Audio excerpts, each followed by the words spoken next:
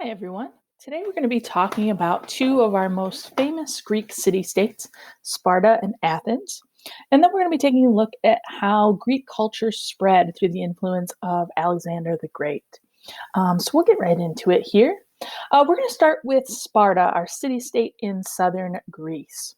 Now, Sparta had pretty harsh conditions for its citizens. The Spartans were all expected to be very tough and silent and resilient warriors.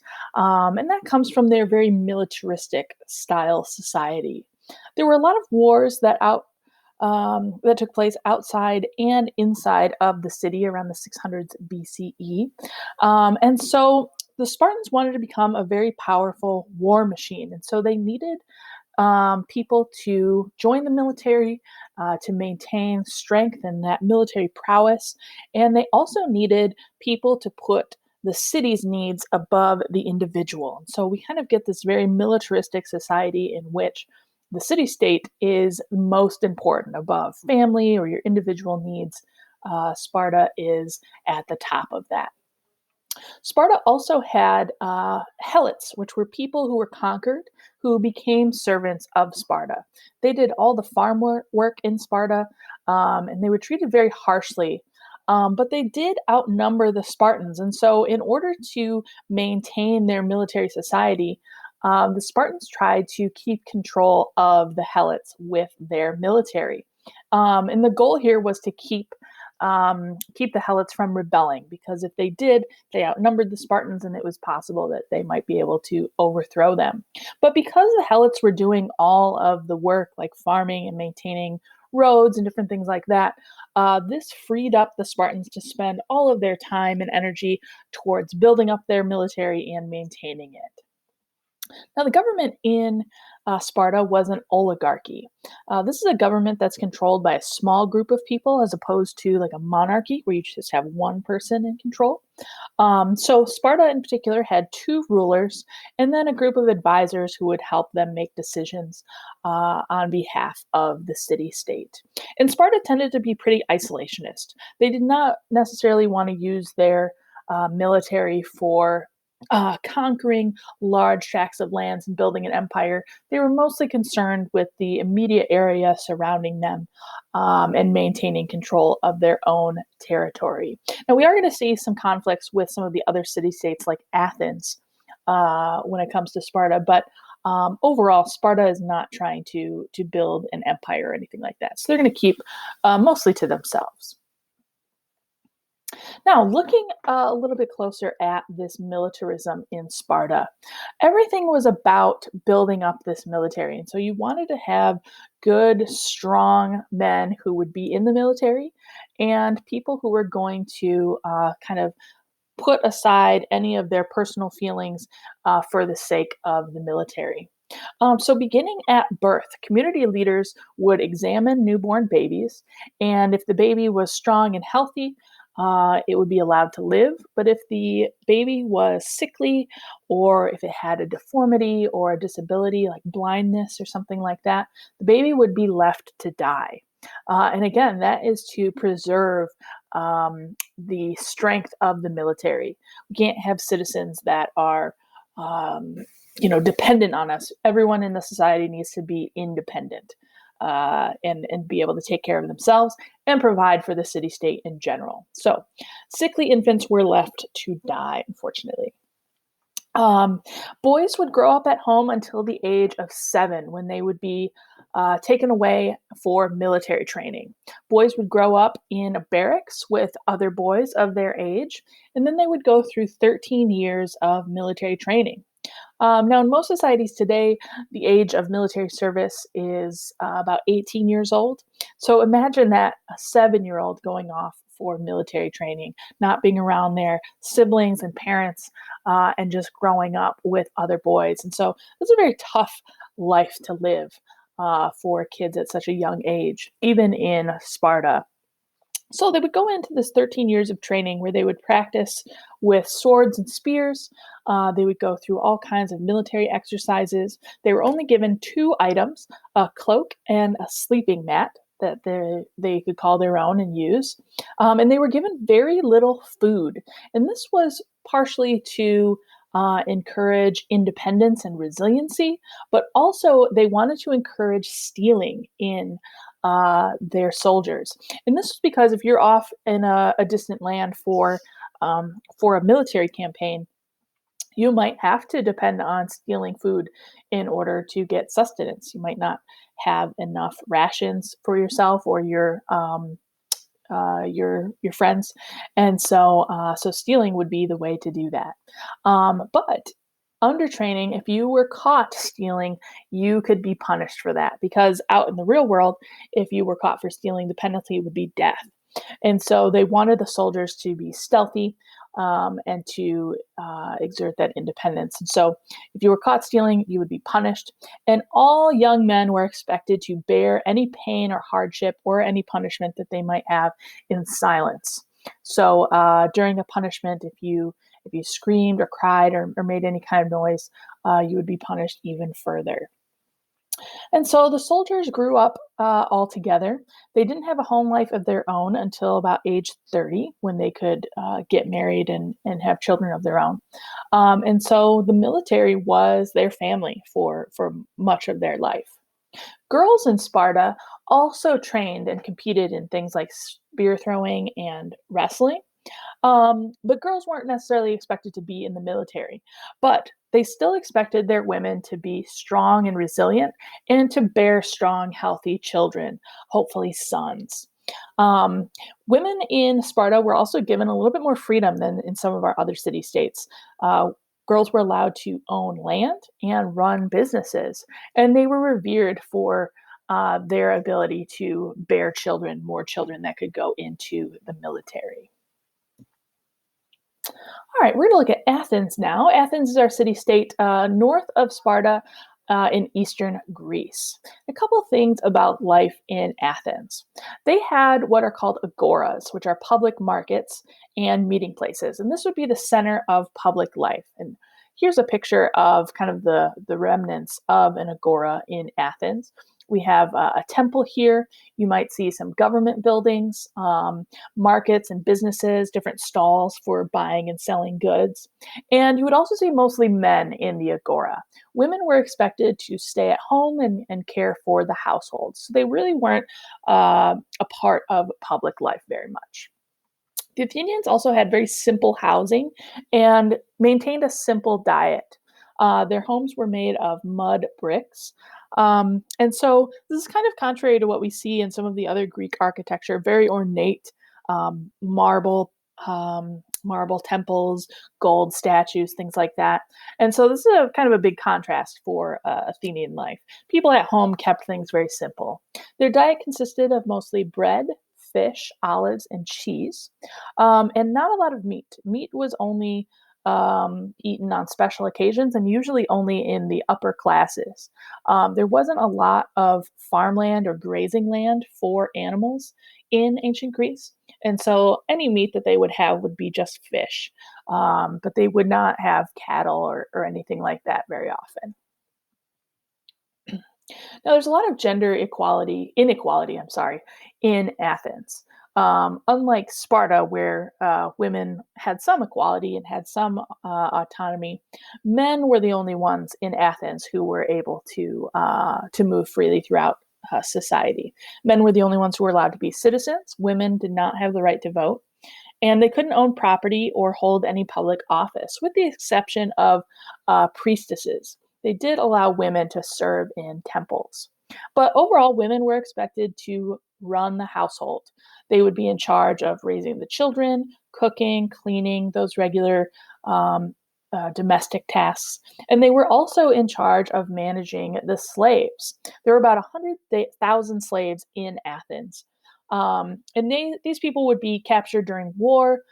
They might be foreigners who were conquered, or they could have been born into slavery.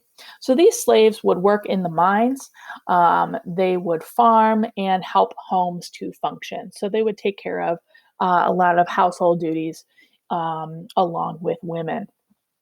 But this slavery, just like in Sparta with the Helots, the slaves in Athens allowed Athenians to spend their time doing other things other than survival. They could pursue art, education, and public service. So slavery is a big reason why Athens was able to flourish the way that it was, because of the labor of slaves that they had control of. Now, a really big event in Greek history is concerning the Persians. The Persian Empire had been expanding for a number of years under first Cyrus the Great, and then a couple of other great emperors in Persia, Darius and Xerxes. So the Persian Empire is really at its height between 548 and 479 BCE. And the Persians eventually expanded all the way to the Indus Valley in the east and Egypt and Greece in the west. And so they had a lot of control over a lot of the Greek colonies in the Mediterranean, specifically on the west coast of Asia Minor by about 520 BCE. So we get a lot of conflict between the Greeks and the Persians. The Persian wars began around 500 BCE, and there was constant rebellion from the Greeks. They did not want to be ruled by the Persian Empire.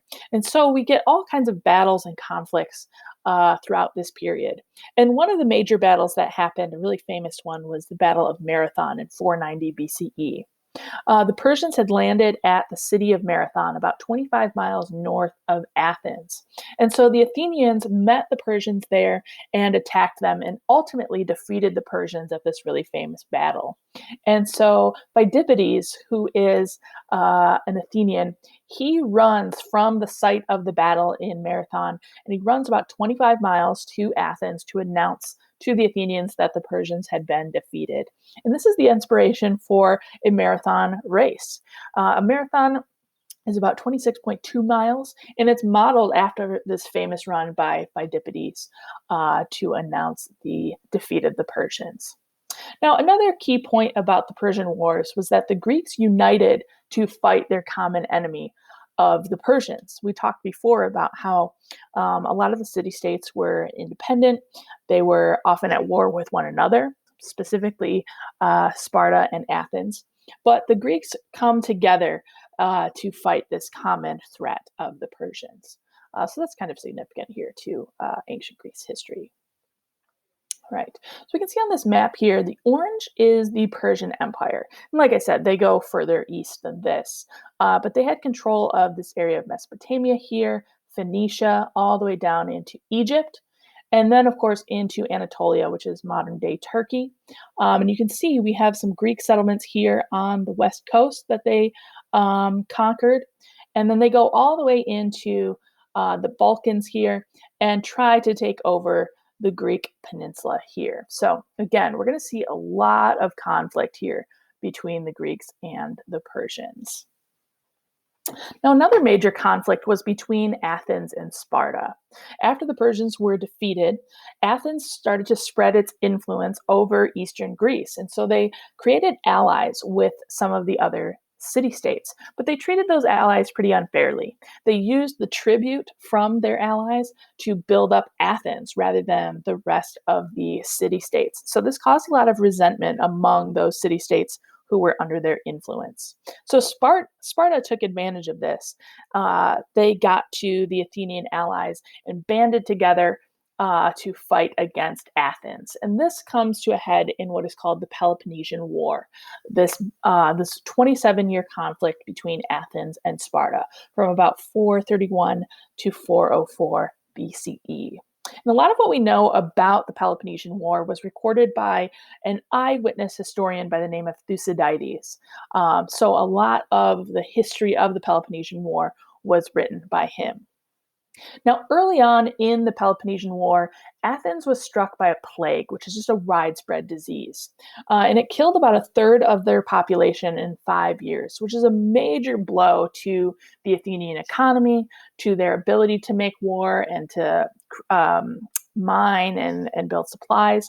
And it also decimated their military force. Pericles also was killed in this plague, which was, again, a major blow to Athens, one of their most revered, strong leaders. killed in this plague. And Athens never recovered from it.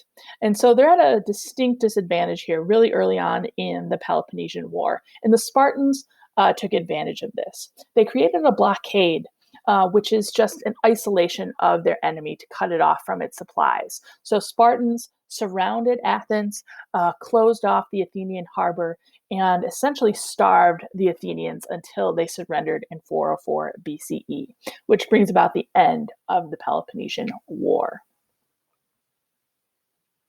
Now, eventually, the Greek culture spread all throughout the Mediterranean into the Middle East and beyond. And the reason for that is the conquering of those lands by Alexander the Great, who reigned from about 336 to 323 BCE.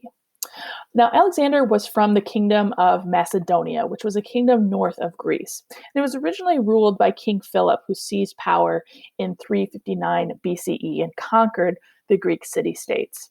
Unfortunately, King Philip was assassinated in 336, and so his son Alexander takes over and becomes king.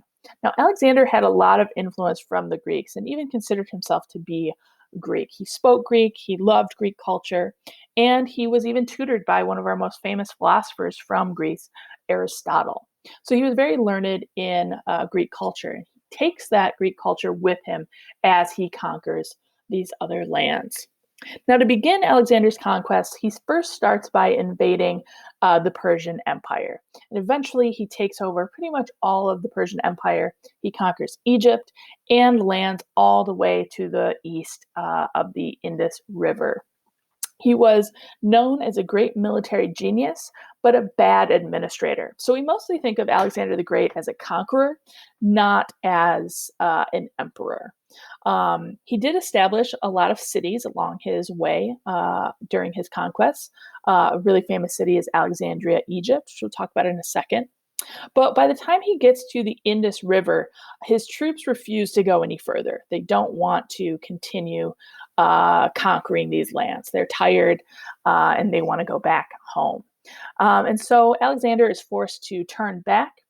He ends up in Babylon, in Mesopotamia, and he dies there of a fever in 323 BCE, but not before Greek culture really started to take hold in some of the areas that he conquered.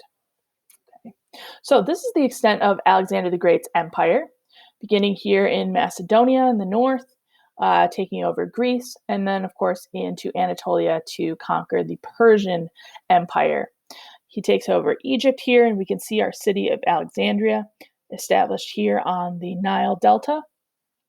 And he gets as far as the Indus River before his troops turn him back. All right, so he ends up going back here to Babylon, and that's where he dies of fever. Now, his empire is eventually broken up into three kingdoms known as the Hellenistic kingdoms or the Hellenistic empires. And Hellenistic just refers to the Greek history and culture after Alexander's death. So the split of these three kingdoms is taken over by descendants of his commanders. So we have Antigonid, Ptolemy, and Seleucid. So these three kingdoms end up being major footholds for Greek culture. Greek culture flourishes in these kingdoms.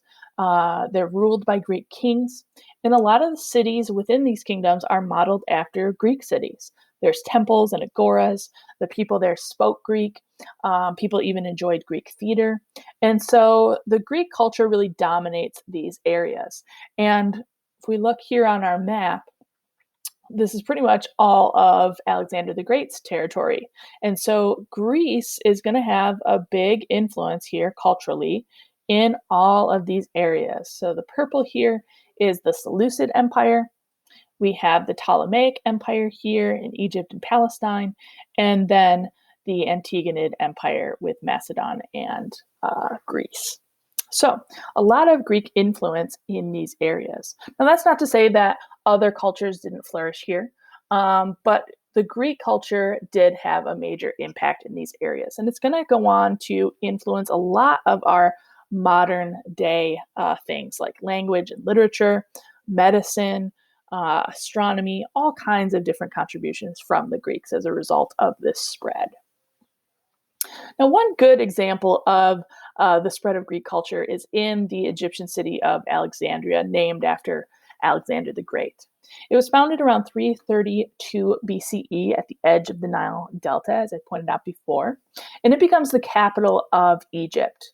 So, this is going to be a major center for business and trade. There's going to be all kinds of people going in and out of this city, so a lot of different influences of culture, and that helps the Greek culture to spread as well as more and more people become exposed to it by coming through the city. And Alexandria is probably most famous for being the learning capital of the Greek world. They had a very large library there, the largest library in the world at that point. It kind of looked like this. And scholarship flourished. All kinds of scholars would come there to learn and read and discuss things with each other. We get some major developments in mathematics and astronomy. Euclid, who's the father of geometry, he studied here at Alexandria. Aristarchus is known for coming up with the conclusion that Earth revolves around the sun, which is later going to be confirmed by other scientists. And Eratosthenes,